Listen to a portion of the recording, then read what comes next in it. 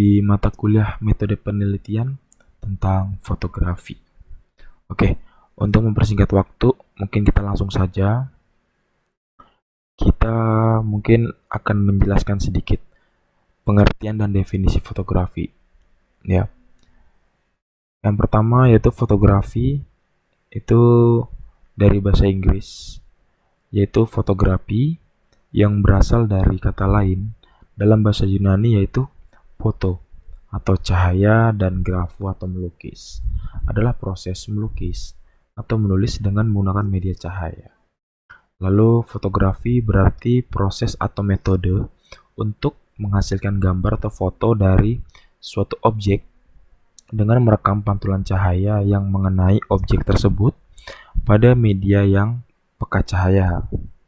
Lalu alat yang populer untuk menangkap cahaya ini itu biasa disebut dengan kamera. Lalu tanpa cahaya tidak ada foto yang bisa dibuat. Lalu sejarah fotografi selanjutnya yaitu untuk pertama kali foto ditemukan pada tahun 1826 untuk waktu pengerjaannya kurang lebih sekitar 8 jam. Lalu pada tahun 1837 Louis Jacques Derek merupakan bapak fotografi dunia. Lalu kamera Oberka merupakan kamera yang pertama kali ditemukan atau dipakai untuk menggambar kemudian memotret. Lalu ada juga ditemukannya di Amerika Serikat pada tahun 1888 yaitu kamera Kodak yang ditemukan oleh Snapshooter. Dan ini masih kita berada di sejarah fotografi. Pada tahun 1938, flash pertama kali ditemukan oleh Harold Egerton ya untuk memotret benda-benda mati, disebut dengan still life. Lalu penemuan negatif film John Henry Fox Talbot dari Inggris. Negatif film tersebut dibuat kurang lebih selama 40 detik di bawah terik matahari. Ya, lalu di sini akan saya menjelaskan tidak secara detail, dan mungkin saya sini akan menjelaskan hanya beberapa saja dari jenis-jenis fotografi. Yang pertama yaitu fotografi hitam putih, yang mana fotografi hitam putih ini semua foto pada awalnya hitam putih, namun foto hitam putih pun masih banyak yang dipakai hingga saat ini dengan alasan yang murah dan memiliki kesan klasik yang ditampilkan. Lalu ada juga foto warna. Fotografi warna mulai dikembangkan pada pertengahan 1800-an. Pertama kali dikembangkan oleh James Clerk Maxwell pada tahun 1861. Lalu yang terakhir itu adalah fotografi digital.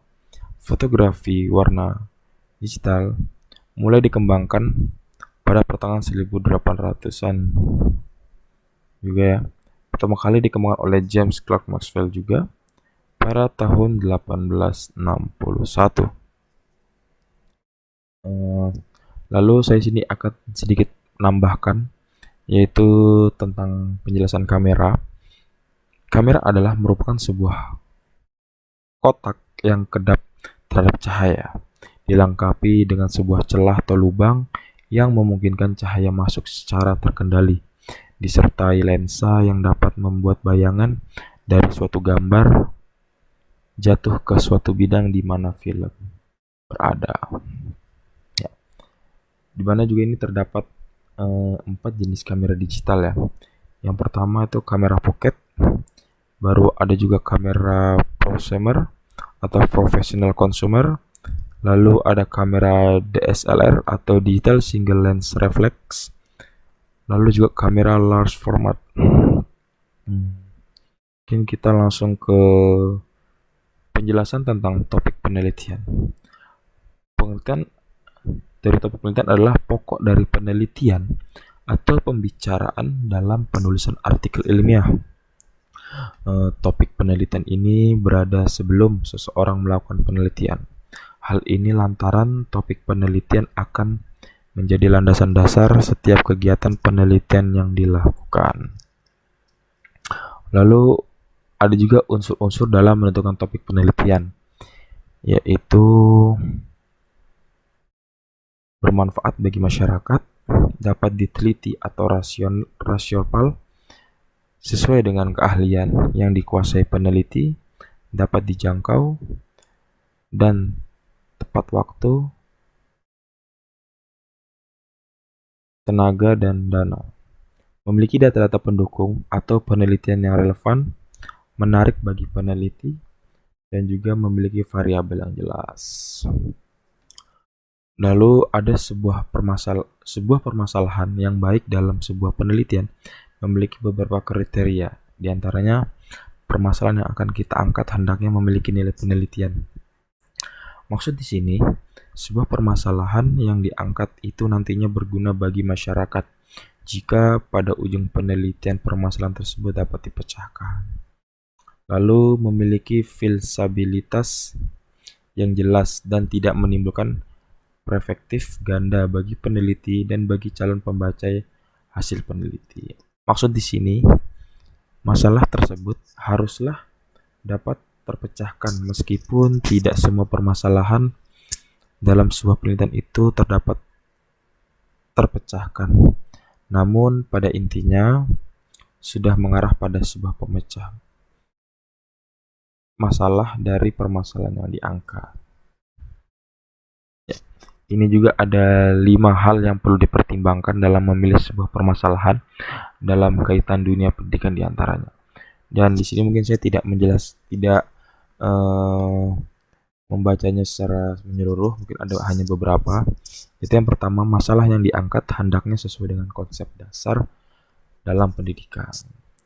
Lalu yang kedua, masalah yang diangkat dapat mengembangkan atau bahkan memperluas cara mengetes suatu teori yang sudah ada atau bahkan dapat membuat sebuah teori baru yang berkaitan dengan teori sebelumnya. Lalu masalah yang diangkat hendaknya dituangkan dalam desain penelitian yang jelas. Ya, mungkin saya di sini akan menjelaskan sedikit tentang beberapa jurnal yang saya ambil dari 5 tahun belakangan ini ya. Yang pertama ini judul jurnal Analisis Komposisi Fotografi pada Foto Editorial Elephant karya Steve Mercury. Ya. Dari abstraknya yaitu setiap orang dapat melihat dan mengartikan sesuatu secara berbeda-beda. Fotografer menghasilkan gambar yang merupakan refleksi dari jiwanya. Dalam fotografi bukan sekedar menangkap atau merekam suatu kejadian, akan tetapi juga menerapkan unsur-unsur estetika dari subjek dan mengatur cahaya dan komposisi yang baik dalam film atau dalam foto. Fotografi juga dapat dihasilkan dengan lebih efektif dan bermakna dengan menerapkan dan pemahaman komposisi yang baik. Steve Mercury adalah seorang fotografer yang paling berpengaruh. Steve Mercury adalah seorang fotografer paling berpengaruh di dunia. Karyanya yang berjudul Elephant menggunakan komposisi yang sangat baik dan dapat membuat audiens dapat merasakan estetika maupun pesan yang ingin disampaikan oleh fotografer lewat karya fotografi yang diambil. Lalu analisa ini dapat bermanfaat untuk menciptakan sebuah karya fotografi yang menggunakan komposisi yang baik. Lalu pengumpulan data diambil dari sumber yang berkaitan dengan materi pembahasan serta berhubungan dengan fotografi. Analisis dilakukan dengan mengurangi penggunaan komposisi pada setiap foto yang digunakan Steve Mercury dalam mendukung penyampaian pesan dalam fotografi seri berjudul Elephant. Lalu dari hasil penelitian jurnal ini yaitu yang pertama, bagaimana menciptakan sebuah karya fotografi dengan menggunakan komposisi yang baik. Lalu yang kedua, apakah perlu dilakukannya pengumpulan data? Lalu yang ketiga, apakah karya visual foto harus pula memiliki daya tarik visual? Ya, dari hasil penelitian ini saya akan menjelaskan salah satu, yaitu mungkin saya ambil yang nomor 3, yaitu apakah karya visual foto harus pula memiliki daya tarik visual?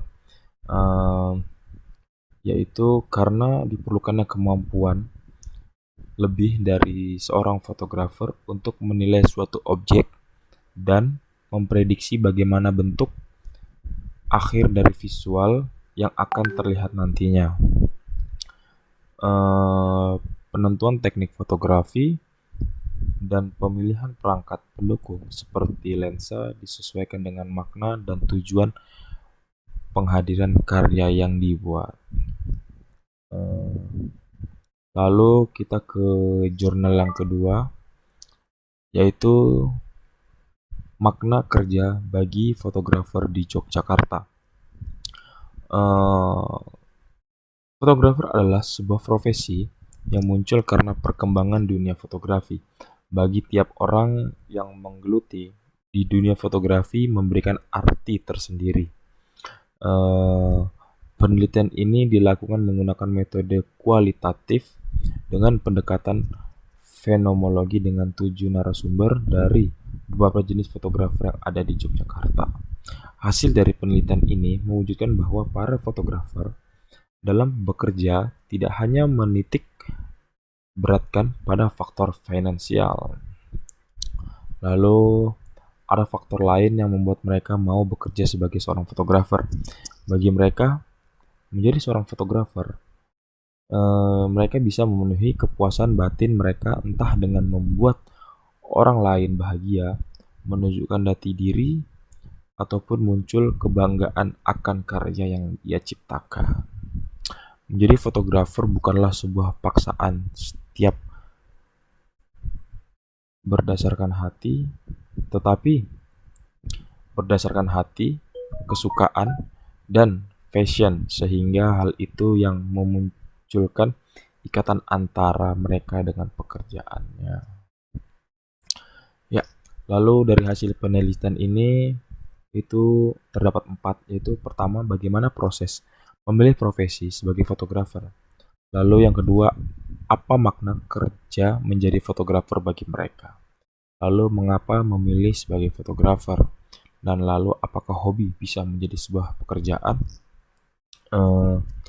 Di sini saya akan juga menjelaskan salah satu, yaitu apakah hobi bisa menjadi sebuah pekerjaan? Di sini saya menjawab bisa. Mengapa tidak? Justru hal yang paling mudah dalam menciptakan sebuah pekerjaan yaitu berawal dari hobi. Jika hobi yang kita minati, yang kita tekuni itu dengan sungguh-sungguh dan bisa menghasilkan sebuah karya,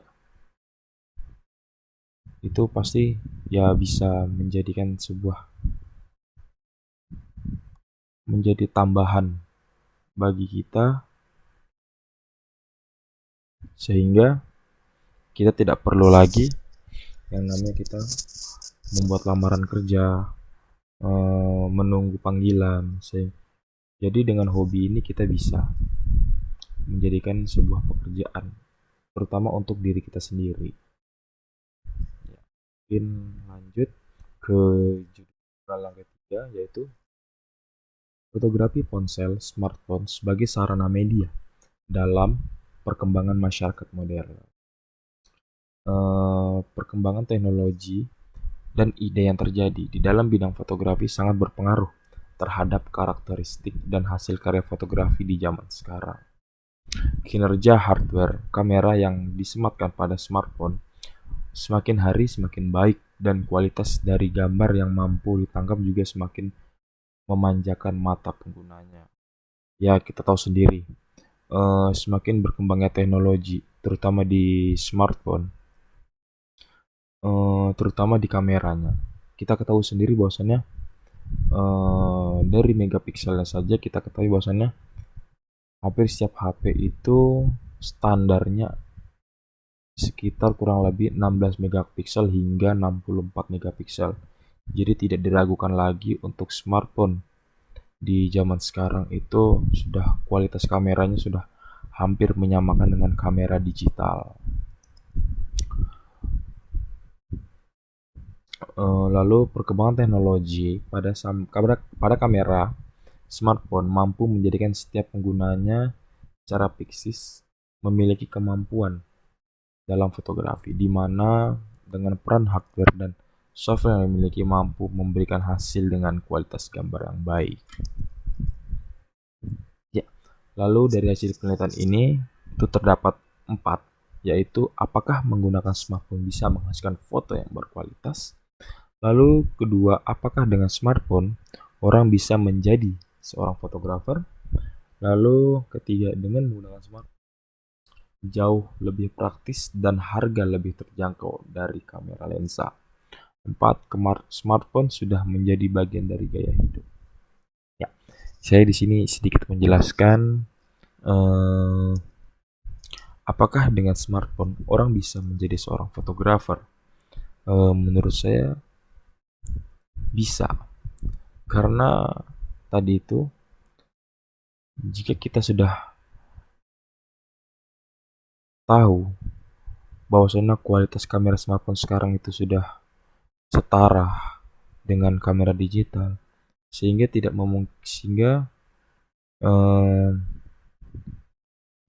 bisa menjadikan smartphone sebagai media pengganti kamera digital untuk menjadi sebuah fotografer.